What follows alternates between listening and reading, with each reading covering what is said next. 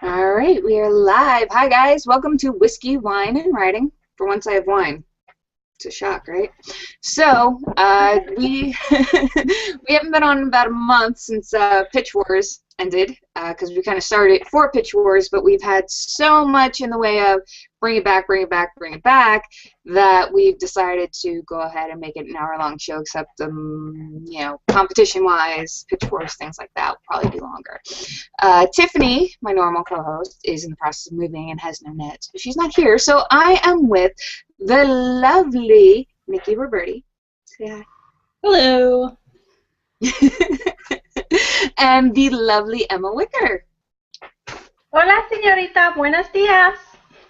Please don't speak Spanish right now. Are you trying to I just told you I'm doing a fast track Spanish class and you're trying to break my brain. I see how it is. He just wants to expand our viewership. I mean, I see where you're going with this. Yeah, right? I see, right? Okay, so... Alright, so we do have an hour-long show for you guys tonight with a great itinerary. Actually, Nikki last time wanted to speak about editing versus critiquing, but because of the whole Pitch Wars announcement, we really didn't get to a lot of stuff we wanted to get to. But we do have some good stuff lined up for you guys today. We will be chatting and just doing our normal thing. So you can tweet to me at 30nerdy. If you are on the Google live stream with us, you can ask questions live. We'll be answering them. Emma is at EL Wicker, and Nikki is at Nikki_Roberti. You can have any of us on Twitter, and we'll be more than happy to answer your questions and your comments and all that wonderful jazz. So, and in case you guys haven't remembered, I'm going to make Nikki blush. She is a Pitch Wars mentee. She was on the live show. I don't know if you guys remember, but she was blushing. Oh, that was so embarrassing. I accidentally hit my head on the coffee table. I got so excited. You were bright red. I've never seen anybody so red in my life. It was fantastic. I'm just like, oh my God, Nikki, and she is just so look, kind of like now. She's so red again. An illusion I'm from just the gonna hair. click on her because I want you to see how red she is. There you go. You guys are mean. This was a trap. So, just to go ahead and touch base for why we started the show, how is the whole Pitch Wars Mentee thing going? Oh, it is just a dream come true. I'm with Rachel Lynn Solomon, and it's like me kind of in Seattle. So it's like West Coast me met East Coast me, and we just have a bunch of brainchild ideas over my book, and I can't even stand it. She just, everything she says, it's like I either thought about it before or I should have thought about it already. And I don't know. I love her. And we're part of Team Ginger. And I think my alternate friend, yeah, we're all redheads. Well, I'm a fake redhead. I'm a fake redhead too, actually. I'm naturally blonde. Oh, but I'm a terrible blonde. I don't know what color anymore. I really look like a ghost if I have blonde hair. It's really bad. So I've did this. But, I know it's going great. We're revising the book, and I'm just, taking out 2 different characters and chopping 10,000 words. So it's really easy. That's great. Sounds like a breeze. I mean, damn. I think the smile said it all. No, I'm really enjoying it. It is a lot more work than I thought it would be, but I'm excited.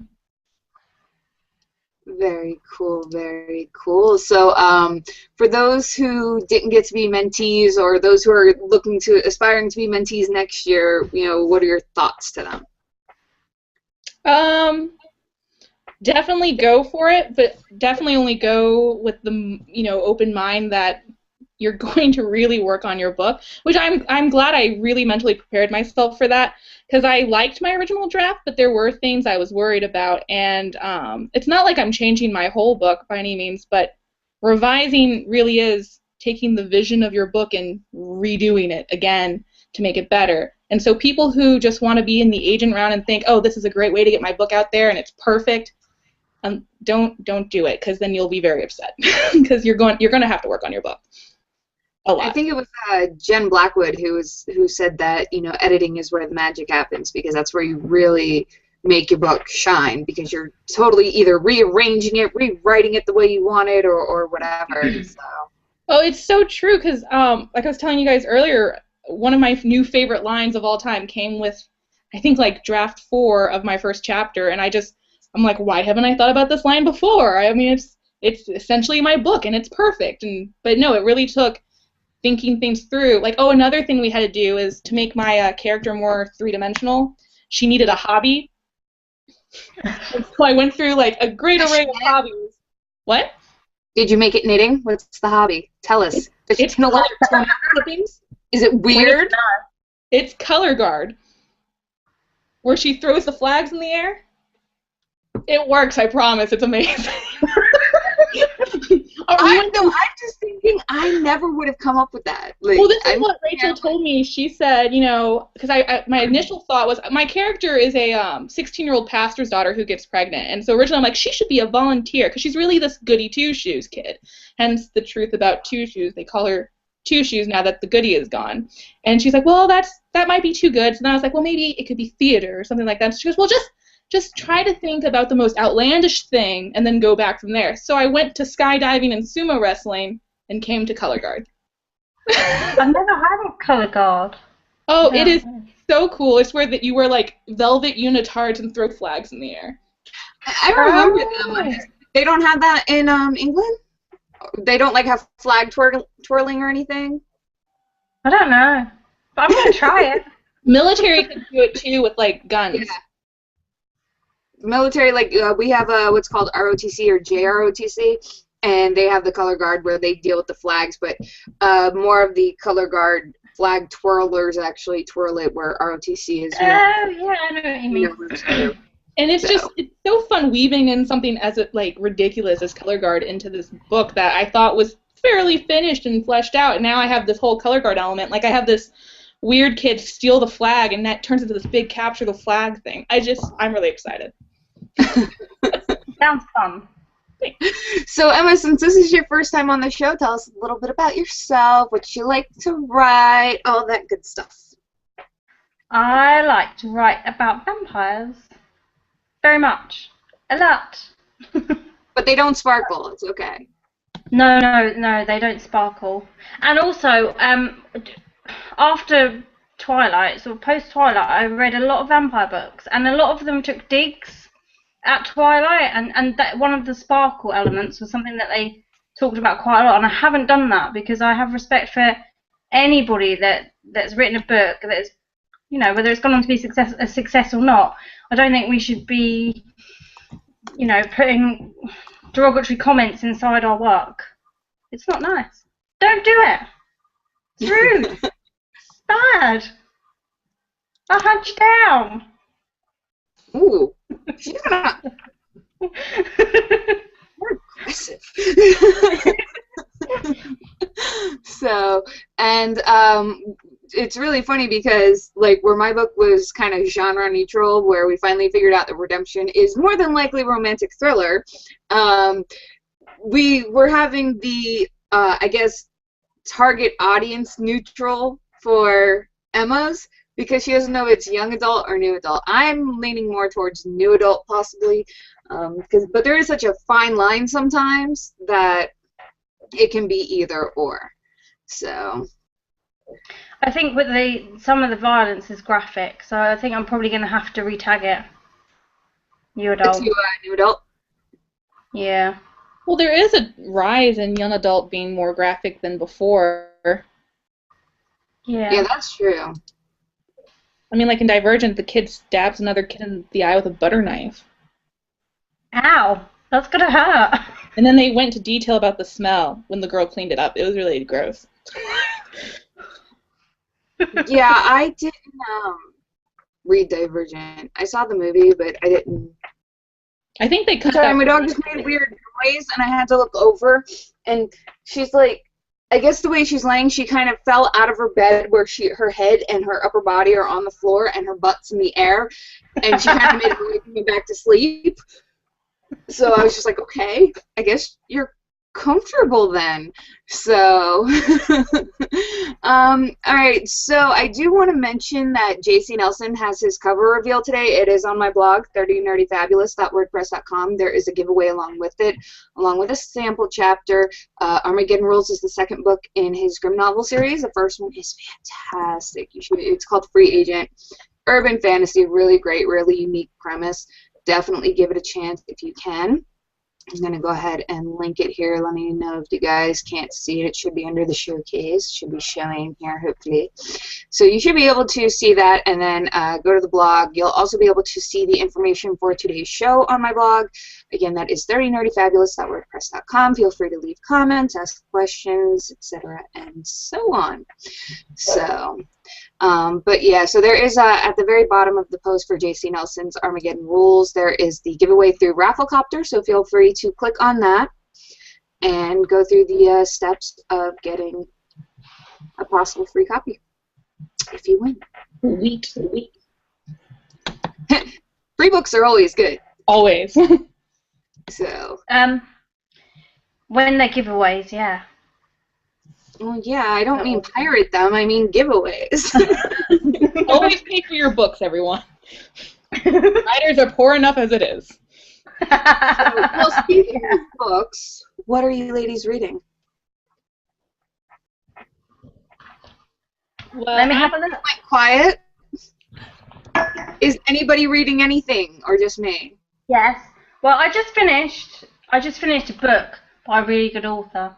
She's probably going to chop my head off if I lived anywhere near her for saying Dina Rogers.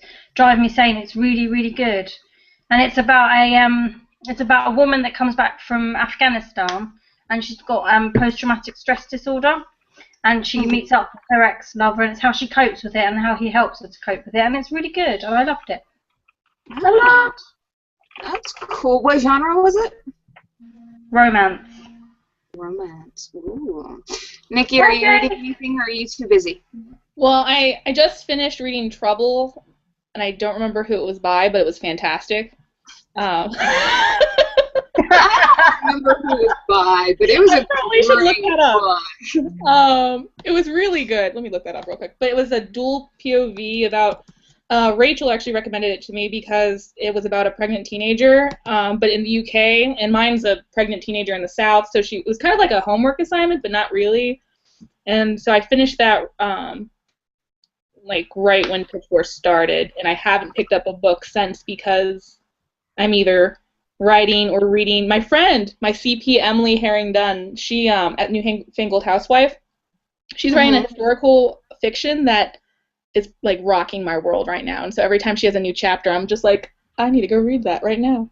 It's about the massacre at Mountain Meadow, which I had never heard of, and it's like rip your soul out, just intense.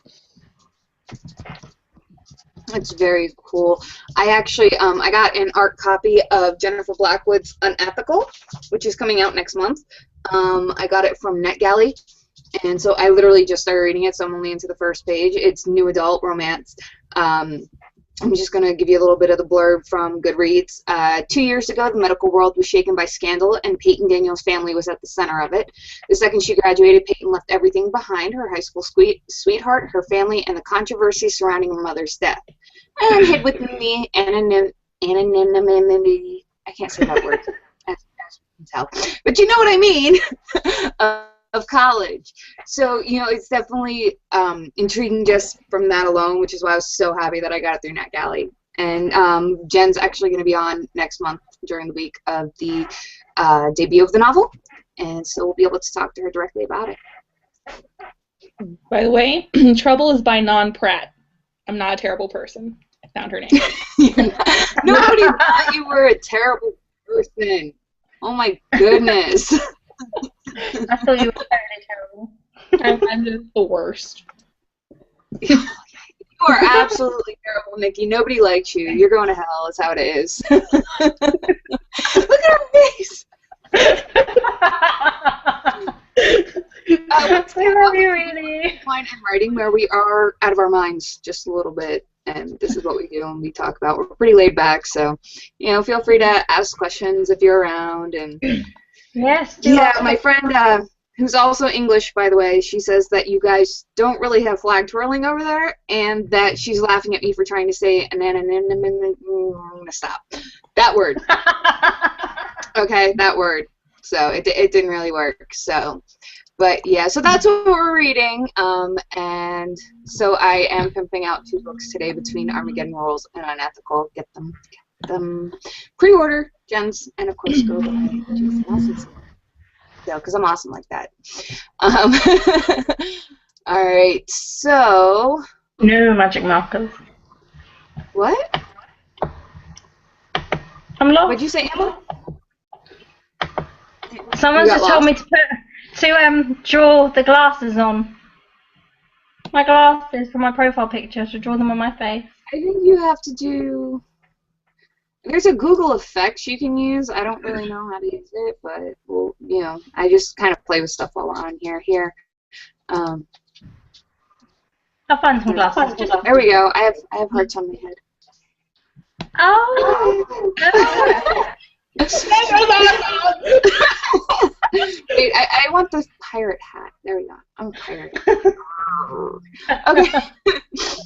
There we go. Okay, so now that we have our little this is our new hat session, I guess. Some Twitter hashtags you guys should all be following for the writing world. M-writing, M-editing, pub tip, 10 queries. I do love 10 queries. I love seeing the agents who participate in that, and they kind of give you a little idea of what the query's about, whether they pass, whether they request. It's really cool. It's a lot of fun. Ask agent, MSWL, manuscript wish list. Always a good one to have so you can see what agents are looking for. It might fit yours. And, of course, hashtag WWW, Whiskey, Wine, and Writing. You guys know you need that one. Best one. The best one? Oh, look, Emma has one. She's a dog with a cat in a hat.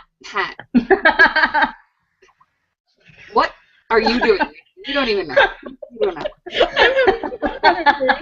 Oh, wait, I found the glasses. There we go. Oh! I got the monocle. I feel like I'm 12. I'm sorry. Oh, wait, we both did it. Look at that. I'm a pirate. Okay, wait, there's my eye patch. There we go. Now I'm really a pirate. So we're a little crazy. We're not even drunk. I mean, it's okay. So. Oh, wait, there are sound effects. Let's see what happens. We're having entirely too much fun with this stuff. Okay.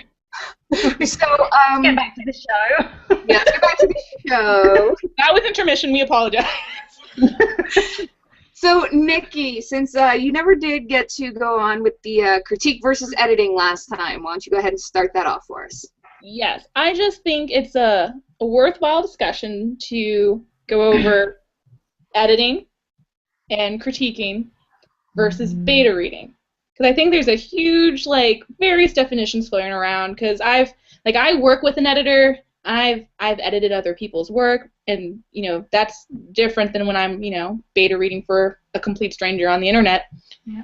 So what do you guys think about strangers who get your critique and they're rewriting whole sentences? Is that editing or critiquing? I don't really think it's either, because from what I understand from editors that I've spoken to, you're not supposed to line by line edit somebody's work. I mean, you can give them some suggestions, be like, this sentence is awkward, or, you can make it stronger, or it's passive, here's my suggestion, but you don't say, take this sentence and here's how it should be written, and you rewrite the sentence for them. From what I understand, even when you're editing, you're not supposed to do that. So I totally agree with that. When I worked for the University Writing Center at Appalachian State, we had a huge discussion on how to maintain ownership as a writer, because you never want to go in there and as a consultant, because we weren't even allowed to call ourselves editors, but you want the writer to completely maintain 100% ownership, even though you're tightening language with them and helping them with mechanics and development, because the second you start digging your hands into someone's text, they just start losing ownership little by little. That is something about editing and critiquing that everybody needs to realize is that you can take advice and you can change it, but keep your manuscript yours. But don't sit there and take everybody's advice, because one person might say it's right, one person might say it's wrong. When somebody is critiquing your stuff and giving you advice, remember, it's still subjective. It's still on what they as a person like, what they may not like. So you have to, from all these critiques and all these suggested edits, you have to take what you think will fit your manuscript and apply it while keeping your own voice. And I think that's one of the reasons why people shouldn't be taking works and trying to rewrite sentences for other people. I mean, you can absolutely suggest, like, okay, for instance, say it's a passive sentence, and you say, like, just for instance, here's a suggestion on how you can make the sentence active, you know, take it or leave it. They can take that sentence if they want, or they can make one of their own. But you don't need to be going into somebody's actual text and rewriting it for them. That's their story. Go ahead. My two CPs are awesome. They, like you just said, find my passive. Oh, I'm terrible. Passive, passive, passive, all the way through. And it gets pointed out and told, you know, I get told how to work as that you can turn it around, because otherwise it can be really difficult to change some passive writing sometimes. Some are easy, some not so much. That's beautiful, Tash. And I don't even know what it is. I just saw it. But I think it's an ear of corn or an alien mohawk. I don't know what that is. I don't know either. Now you're running from it. This is terrifying. Like, I think one of the best comments you can put on someone's things, like, is just pointing out, hey, this is a passive voice, or this reads a little cumbersome. Can you streamline it a little bit more? And then it just gets them thinking themselves. Because really, you want to help people with their creative process. You don't want to commandeer their creative process. Yeah, I think there's a big difference between a beta reader and a critique partner as well. I think there's a major difference. Completely. So beta readers are more overall, which is where Redemption's at. I've got it out there with a few beta readers where they're gonna. It's like I tell them I'm not looking for line by line, because to me that's not what a beta reader is. I have critique partners for line by lines. Mm-hmm. Beta readers, I want the overall view. I want to know if there's a plot hole, if I'm losing characterization somewhere, you know, things that work, things that don't work. Did I miss something with consistency, you know, stuff like that. I'm not looking for a line-by-line critique at that point. Yeah. Same here. And actually, I beta read something a couple months back, and before we even started, she goes, you know, honestly, the thing I'm most concerned about is, I think it was timeline and consistency. And for that aspect, so that's what, if I took notes, and I didn't really take notes that much, what I did was I wrote down whenever I thought there was a weird gap in time. And otherwise, when I beta read, I just like, oh, I really enjoyed this book because of X, Y, and Z, or oh, this is what didn't work for me and why overall. Like, just like what you guys said. Yeah, like one of my beta readers, I was surprised she got back to me like the next day, and she gave me some advice about, you know, in the beginning, possibly making my main character a little bit more sympathetic. And then one thing she noticed was that in one area of the book I said she's allergic to strawberries. And then in another aspect, when they asked her if she was allergic to anything, she was like, no. And I'm like, oh, see, that was a good catch. That's an inconsistency that I didn't catch. And that's why we need beta readers. I think the best thing someone caught for me was, like, my book is about a pregnant girl. Her timeline on how pregnant she is was so off that I've changed it a bazillion times. At first she got pregnant midsummer, then she got pregnant at graduation, and now she's pregnant at prom. So it works out better. But I couldn't get it right. I'm bad at math, I guess. I don't know. No, I've done that before too in other manuscripts where I'm like, oh, well, this happened here. Wait, no, what happened? Which is why I really like Scrivener, because it's so much easier for me to keep my chapters separate, and I can make notes on the side of said chapter, and it sits there and I can be like, okay, well, here is when she got pregnant at this time, and then I can look back for sort of reference, because they have the index cards on the side, and then below that is a spot just for document notes. I mean, you can put your little synopsis for the chapter in there. Awesome. And then on the bottom, just random notes like, you know, pregnant prom, or pregnant midsummer, you know, whatever. So you just flash back real quick and it's there. And it's one of the reasons I love Scrivener, is because it's so easy to multitask and reference back to everything without having the tedious task of scrolling through Word or trying to control find in Word or have a separate document that you have all your stuff written down on. And then everybody. You got a good catch in mind. Go ahead, Emma. My edit that I was doing today in one of my chapters, you found a good catch in mine. I think she pushed herself up, and then a paragraph later she did it again when she was already up. And that's not something that I would have caught without someone going through it line by line, I don't think. I don't think a beta... Emma? Did we lose Emma? That is a very scary clown face. Yeah, right. I think Emma's frozen at the moment, so we'll give her a minute to come back, because I don't hear her anymore either.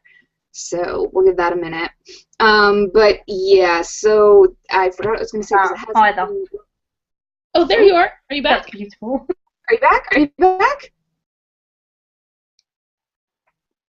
Almost. We almost had her. So, crap, I forgot what I was going to say. I forgot. I'm willing to share an embarrassing worst typo ever, if you're interested in that. My mentor actually... Go for it. So it was extra, embarrassing because you want to impress your mentor. But instead of publicly, it was pubically. Did you put pubically? Pubically. Yes. If it makes you feel any better, the first line of my my work in progress that I have going on, which has nothing to do with redemption at all, but I read it to Tiff, and I guess instead of saying cocktail sauce down the front of her dress, I said cock sauce. If it makes you feel any better.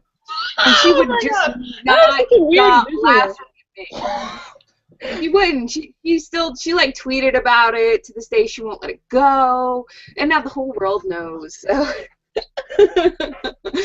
So yeah, we've all been there. We've all done it. We all do great and wonderful typos. So it is what it is on that aspect. So, ooh. Sorry, I think Emma might have to close out and then come back in because she's frozen and not sure what happened there. I'm going to eject her and then I'll re-invite her back in because I think that might work better for her. Alright, so that worked. I sent her another invite to come back in, so hopefully she won't be frozen when she comes back in. So, and then, crap, there was really something I was going to say and I can't remember what. Damn it. Well, while we're waiting on that, we can do what is the favorite song on your playlist right now? So, Nikki, what song are you listening to while you write, like, predominantly? Like, what's the one song you could listen to 1,000,001 times? It changes. Right now. Right. Okay, so I'm actually embarrassed to admit this one because I tried to hate this song as much as possible, and now I like it. Which is? Shake It Off by Taylor Swift. See, I hate that song. When you chop off tons of words, all you want to do is shake it off the whole time. Great. So if she could not sing it and change the words. I like Taylor Swift. That's the thing, is I was listening to Taylor Swift like before anybody even knew who she was. I like her stuff. I can't stand the song. I don't know what it is. I just don't like it. But I made fun of the song forever. It wasn't until the parody with the frat boys, and then it got stuck in my head, and I don't know. So I started listening to it, and I'm a little embarrassed. But I do have a that like gets me feeling like the book. So, and it's not on there. I refuse to put it on there. Oh, by the way, guys, I'm going to put the link here. I'm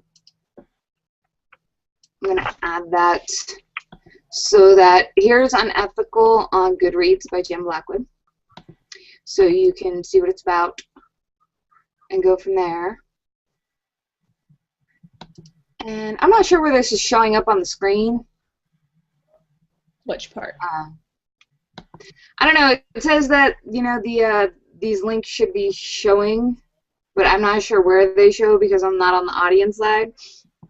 But there should be a link for Unethical by Jim Blackwood. Yeah, it's And under then, oh, okay, so you went through and you can see it. Awesome. Awesome, awesome, awesome. So she's got that going on. And, you know, thank goodness Nikki is here and she knows what's going on. And then, so we will also begrudgingly link Shake It Off from YouTube. I hate sorry it if this actually, I'm going to try to catch it before it does, but like I said, oh, I'm well, very good at it. stop. It really is a great way. Yeah. Okay. So here, I'm going to try to link as much of the stuff as I can so, you know, you all don't think we're completely crazy. I think Emma's still having a hard time coming back in. I'm not sure if she lost her internet or what. So there's a Taylor Swift, and then I'm going to go over to Hailstorm because that's my song for my playlist right now, is Hailstorm, Here's to Us. I really just totally dig this song. Now, is that like the theme song to your book, or is it just what motivates you right now? It's just a song, like your favorite song on your playlist that you listen to right now while you're writing or editing or whatever. So, and then that one. So it's always good to, you know, get new songs and learn new music and all that stuff and, you know, not be all judgy like me about Shake It Off. Well, you know, I actually write to Shake It Off because if you think about it, it really goes well with being a crazy writer. You know, I stay up too late because you're writing really late at night. Okay, maybe not. Go ahead, sing it. Give us your parody for the writing world. Oh, I haven't. I want to see this now. I've been working on the parody. How about this? I'll write it and come back and do it. I've been doing other parodies though. Did you see my Les Mis one? No, I did not. Yeah, there was one that I was Is this on your blog? Which, by the way, Nikki's blog is mrshealthyeverafter.com. So you need to go there and check out her stuff because you know, she's Nikki and she's awesome and she's adorable. And you hug her. Thanks. So, well, actually, I haven't put it on the book, but it's on YouTube. How am I supposed to know you're doing parodies if you don't put it on your blog or post it on Twitter or just send it to me? Well, I did post it to Twitter. People were all talking about Les Mis, and I said the next one I was going to do was going to be to Mulan's I'll Make a Man Out of You. If it's a manuscript. I love that song. Let's get down to business to defeat pitch wars. Sorry. Yes. All right, see, this is why I love you. Okay, so I do want to go about Nightmare on Query Street, which, if you guys haven't heard, that's the new latest and greatest contest. There are actually a few more, but I don't have the details on them, so I don't want to start talking about them and give you guys false information. That would be bad. You can check out stuff about Nightmare for Query Street, and I'm not drunk, I swear, I haven't even finished one glass of wine. michelleforlaughs.blogspot.com. The other host is writersoutworld.blogspot.com, and then scwrite.blogspot.com. So you can go to any of those blogs to find out about it. Both Michelle and SC are doing free passes, which if you win this little contest on their blog, you get to go pass the slush pile and are automatically on their team. But basically, Nightmare on Query Street, what you get to do is you're going to go ahead and, of course, do your query. You're going to do the first 250 words, and then you have to write a little thing about your character's greatest fear. So it doesn't matter if your manuscript is actually horror or anything like that, but you do have to write the part or the fear for your character. Every guest did that. I believe it's on the 17th, I want to say. Yes, October 17th. Starts on October 5th or 17th for submissions. So they're going to have some mentors as well, and they have like 10 or 11 agents so far for the agent round. So it's definitely something you're going to want to check out, read up on, get your manuscript ready for so that we can go ahead and get it through. And, you know, he's having with her pitch wars. Menteeism? Would that work? Menteeism. There you go. That sounds So, weird. What book are you entering? if I can have it done in time, I want to enter Redemption this time, because it is in beta. So if I go through and I do, if everything is as solid as I'm hoping it is, then, and I just need to do a few edits and I can do that. Like, obviously the inconsistency where she's allergic to strawberries in one passage and the next I'm like, oh yeah, no, she's not allergic to anything. I need to fix that. This is why we have beta readers, folks. But as long as it's like stuff like that, then I feel pretty confident about submitting it. So yeah. So can I ask what your main character's greatest fear is? That's a good question. Well, see, her dad was a serial killer, and he was dubbed the mommy murderer because after her mom died in a car accident, he decided he was going to find the perfect replacement mother for her, and every time they didn't work out, he killed them and went and got a new mom. That's fantastic. I remember reading and when she was sick... I'm sorry? I remember reading the query for that and thinking it was like the coolest premise I've ever read. Well, so after the last victim, she wound up turning him in when she was just 6 years old, and the book actually starts 20 years later at his execution. So I'm kind of thinking that one of her biggest fears is the fact that she's poisoned, basically, that this is her bloodline and her father was a serial killer, and what if she's as bad as he is? What if someday, because before Mom died, he was this normal dad. He was daddy. And then Mom dies and he snaps. So I think one of her biggest fears is, what if that happens to me? That's fantastic. And I think that's very relevant to a lot of people's fears in general. I think a lot of people can connect to that. Definitely. Because I think we all have, something we're always afraid of. And it's not necessarily like the monster under the bed. It's something in our personality. And that could be truly terrifying to have to face something about yourself that you may not like. Mm-hmm. So, I mean, that's just my opinion. No, I think I see big things for that one. I can't wait to see where Redemption goes. And I'm dying to read it. I wish I had more time to read right now. As soon as you do, just let me know and I'll send it to you. You know Okay, that. So you just gotta be like, okay, I have a moment to breathe. Send it to me, and I will. So just let me know, because it's not a rush, and I want it to be really good. So I'm not rushing anything on it. And if it gets picked up for Nightmare on Query Street, great. And if it doesn't, then I'm gonna tweak it more and I'm gonna query it. So we'll see what happens. So. And then, We actually got a tweet. We did? Yes, because we were talking about favorite songs. And Kelly Devos at K Devos Author said that hers is Delta by Anna Tijoux. I'm really not hip with music, so if I butcher people's names, I'm sorry.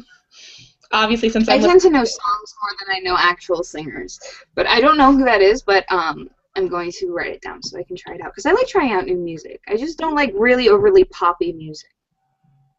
I usually listen to violins while I'm honestly, just like a lot of instrumental music to get me going. Emma, I'm sending you another invite because she just tweeted me saying it's not letting her join back. So I'm sending her another invite now, and hopefully she can get back in. Sweet. Hopefully. Oh, there we go. Oh, it's Kelly. Kelly. I love Kelly. She's so sweet.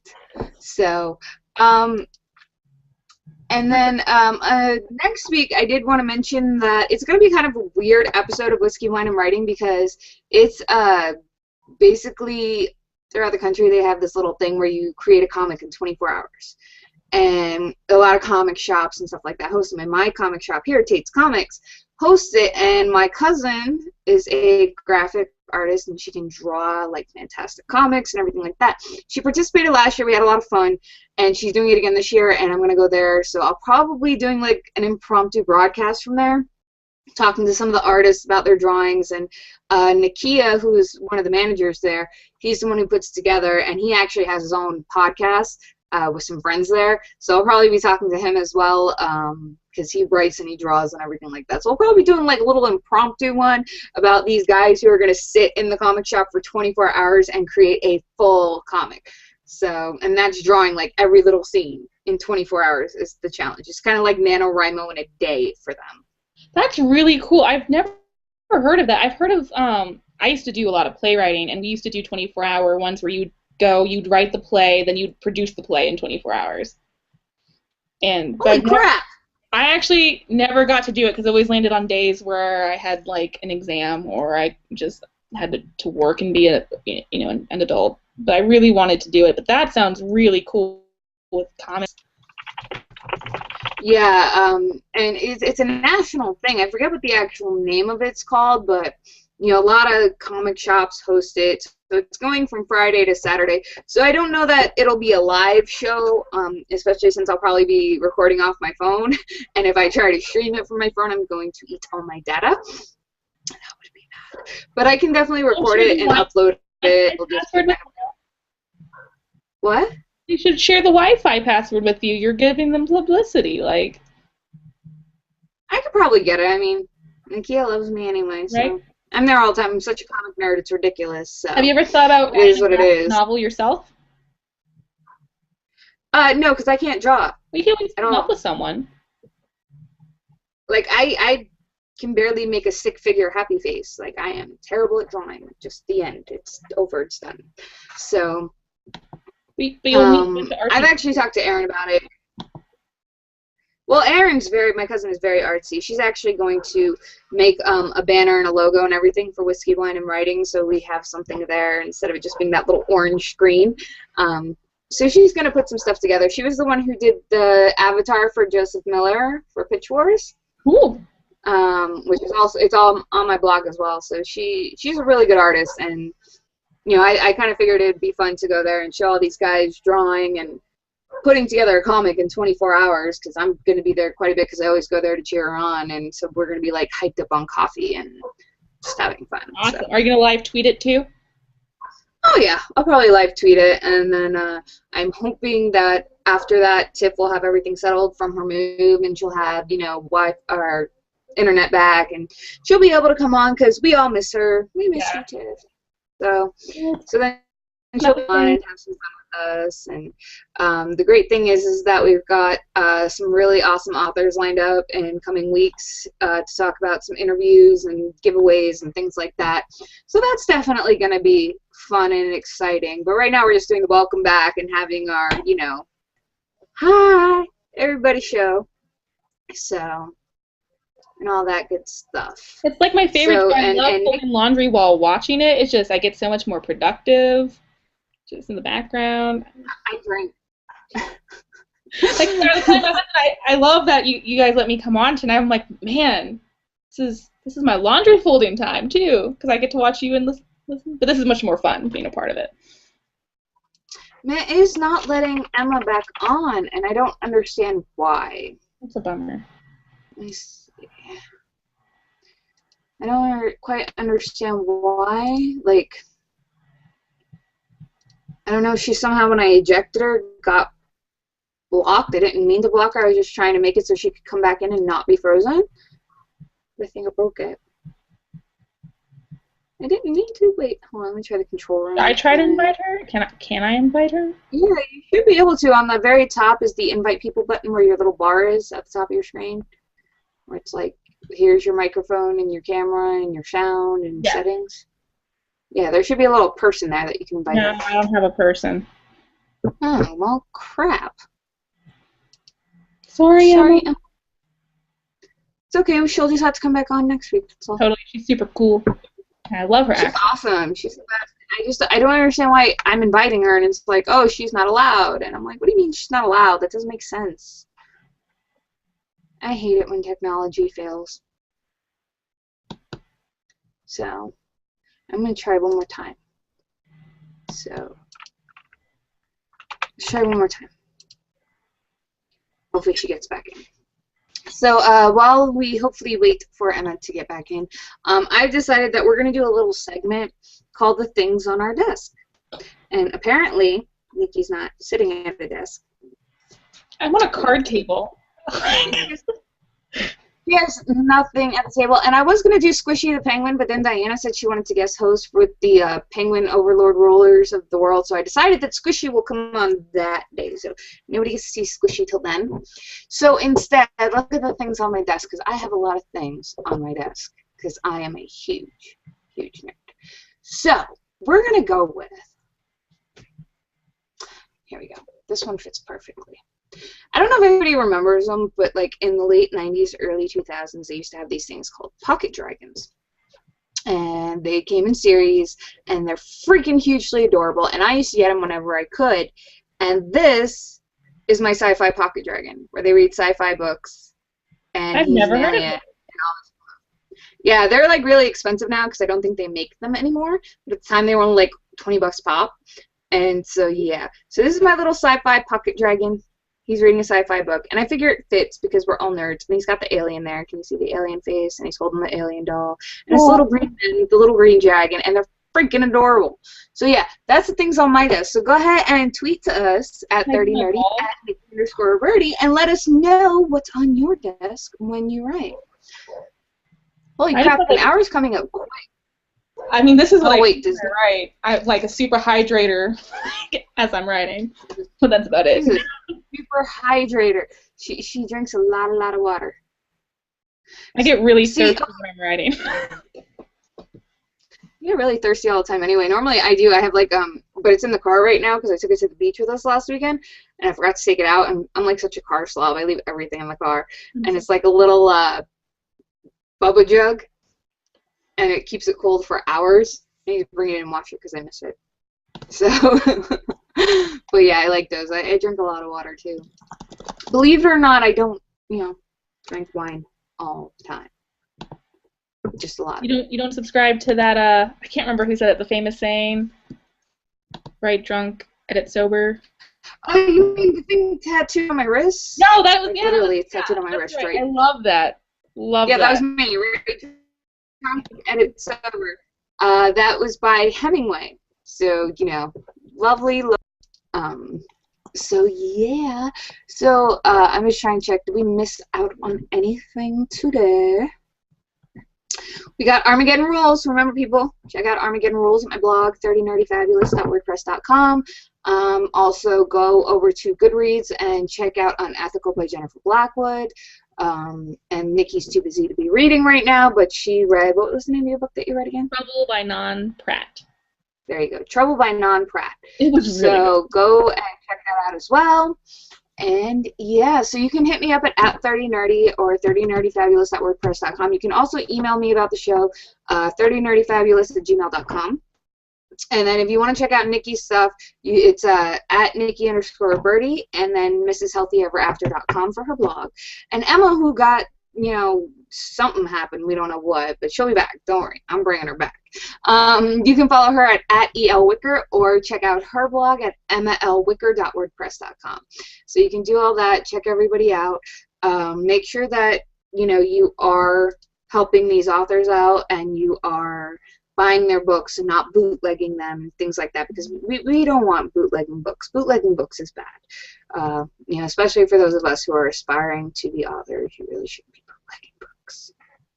No bueno. Authors are poor enough as it is, unless, you're not a poor one, you're a rich one. I say I'm a starving artist, because it's not just for those who draw. It's for those of us who write, too. Oh, my bumper sticker says, "We'll write for food." Somebody, the Elo thing, which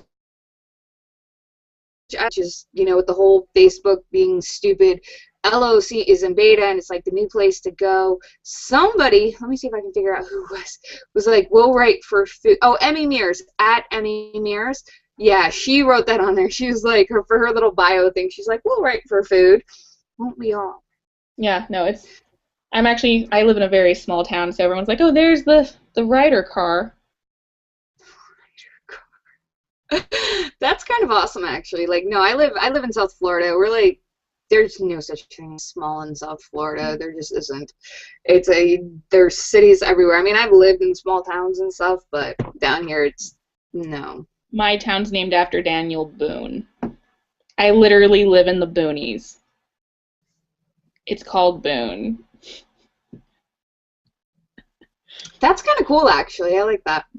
I've been dying to use that name, Boone, for a character, but I haven't found one that's right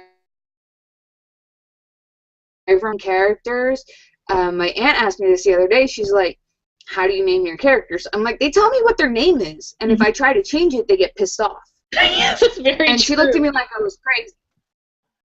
But she looked at me like I was crazy, and I'm like, no, I'm not crazy. Okay, they sit there, and it's like, I don't know, it's like, my name is Tasha. If you look at me and you call me Renee or Rochelle, or I don't know why I'm going with our names, but okay, anything like that, I'm going to be like, that sounds weird. It's not my name.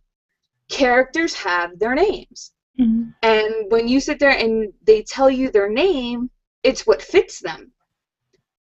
And if you try to change it, it doesn't work. Like, trust me, because my protagonist in Redemption, she has two names. She has her family name from her serial killer father, which was changed by Whitsec because she went into hiding. So she had another name. So, like, I got two names thrown at me, and I'm like, what? So, but if you call her Jessie, which was her name before Molly, she's like, I'm Molly.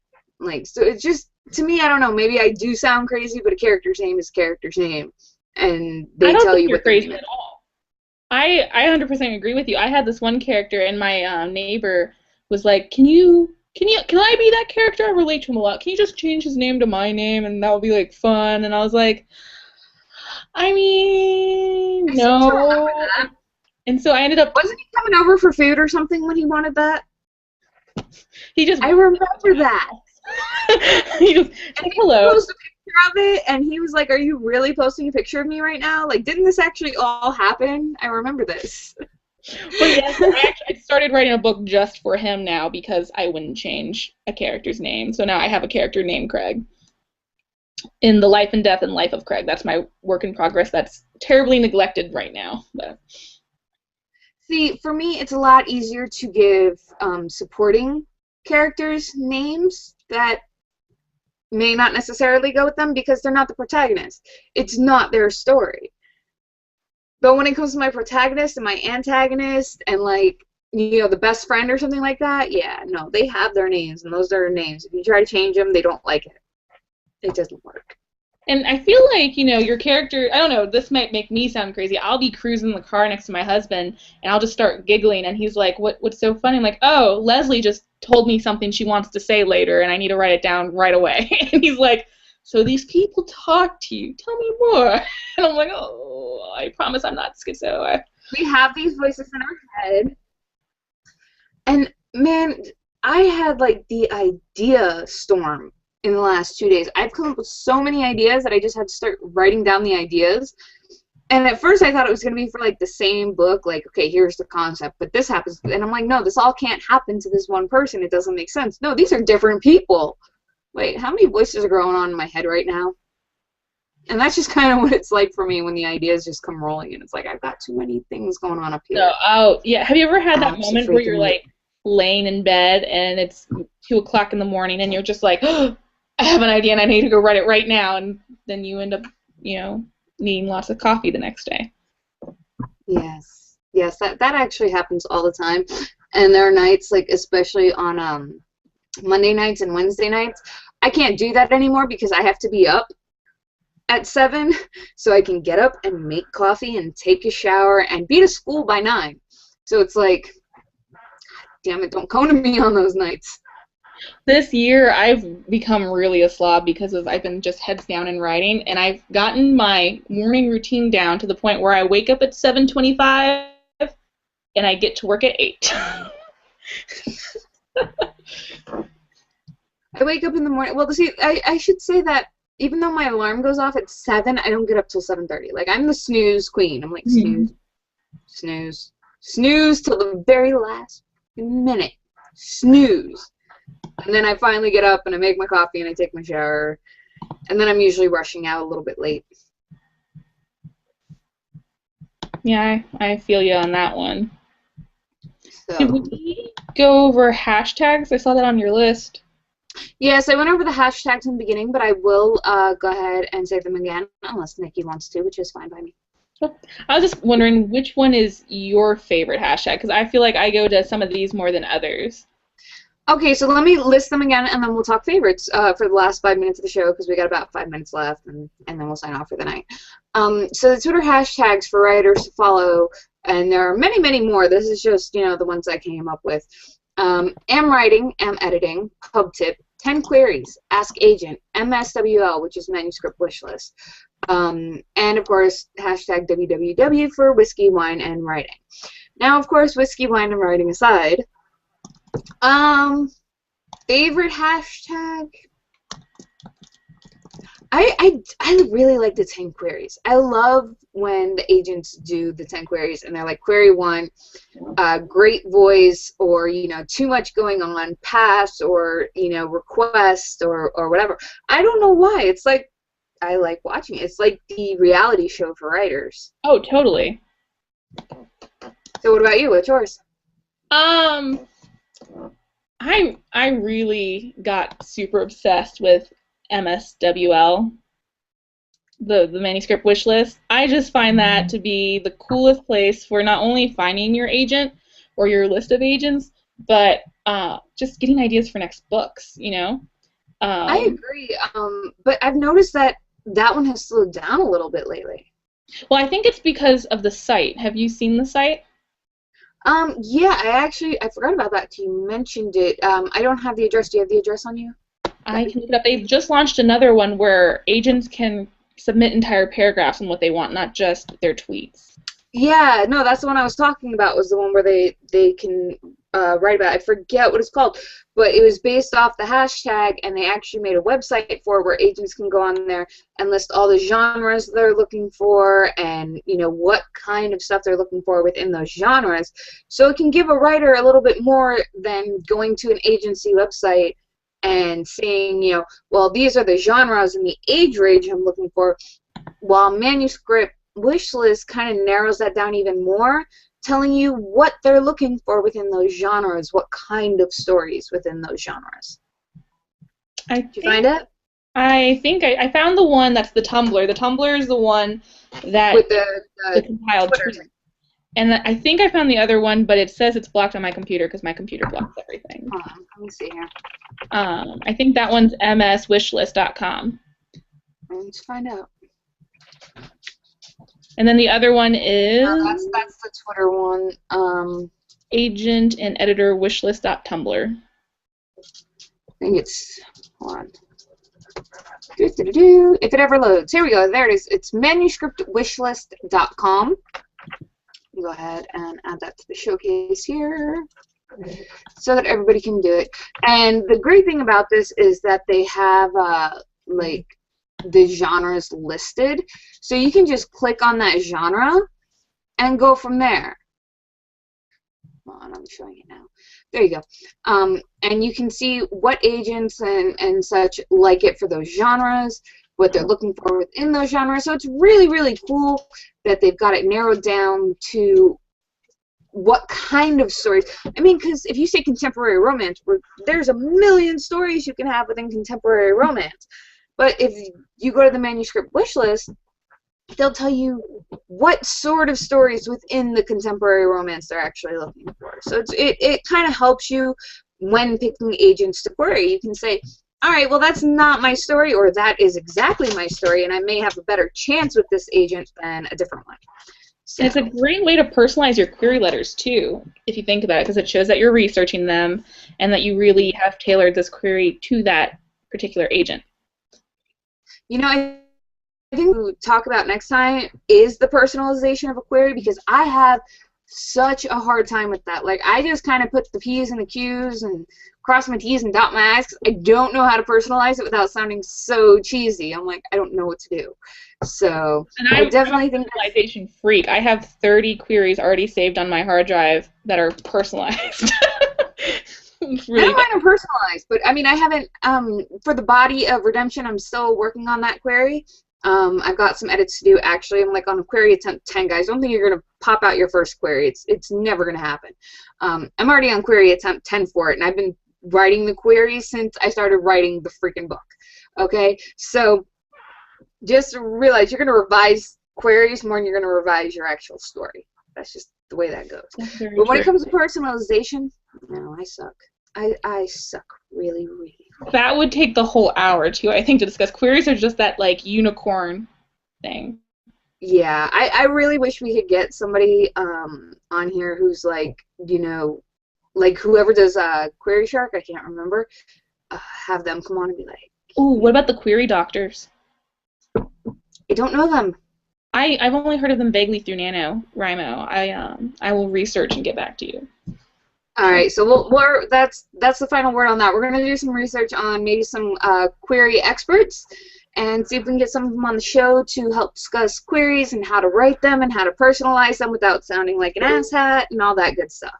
So, but on that note, it has been an hour, and we are, you know, minimizing this to an hour because 2 hours, oh my god! It was long.